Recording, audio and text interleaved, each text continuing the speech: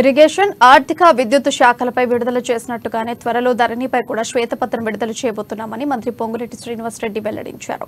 Osmania university sociology విభాగం ఉస్మానియా యూనివర్సిటీలో తెలంగాణ పునర్నిర్మాణంపై నిర్వహించిన సెమినార్కు మంత్రి పొంగులేటి ముఖ్య అతిథిగా హాజరయ్యారు. ఎంతో గొప్పగా చెబుతున్న ధరణి పోర్టల్లో రైతు కూలీలకున్న 5 గుంటలు 10 గుంటల భూమి కూడా సమస్యల్లోకి నెట్టేశారని ఆరోపించారు.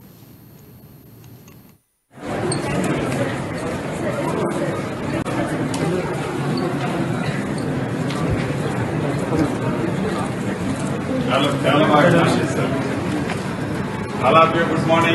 Thank you.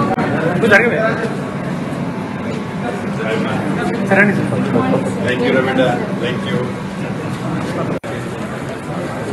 ఉదాహరణకి ధరణి నా పోర్ట్ఫోలియోకి సంబంధించింది, రెవెన్యూ శాఖకి సంబంధించింది. శనివారం నాడు సుమారు 4:30 గంటలు ముఖ్యమంత్రి గారు నేను కూర్చున్నా.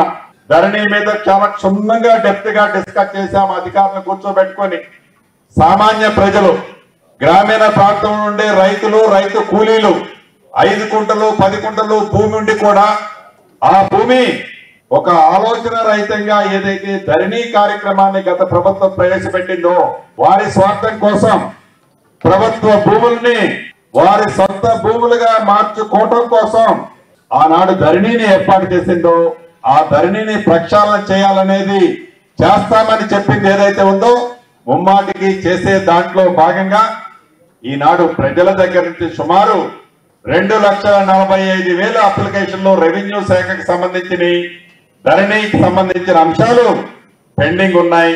గత ప్రభుత్వానికి సంబంధించిన అప్లికేషన్లు, ఈ అప్లికేషన్ని రేపు మార్చి 1వ తారీఖు నుంచి మార్చి 7వ తారీఖు వరకు ఎంఆర్ఓ ఆఫీసు స్థాయిలో ఈ 2,45,000 అప్లికేషన్ ని పరిష్కరించే మార్గాన్ని ఈ ప్రభుత్వం కనుగోబోతుందనేది ఈ వేదిక ద్వారా యావత్ తెలంగాణ ప్రజలకు తెలియజేస్తున్నా. ఒక్క ధరణిలో ఈ అప్లికేషన్లే కాదు, ఉదాహరణకి ధరణి నా పోర్ట్ఫోలియోకి సంబంధించింది, రెవెన్యూ శాఖకి సంబంధించింది.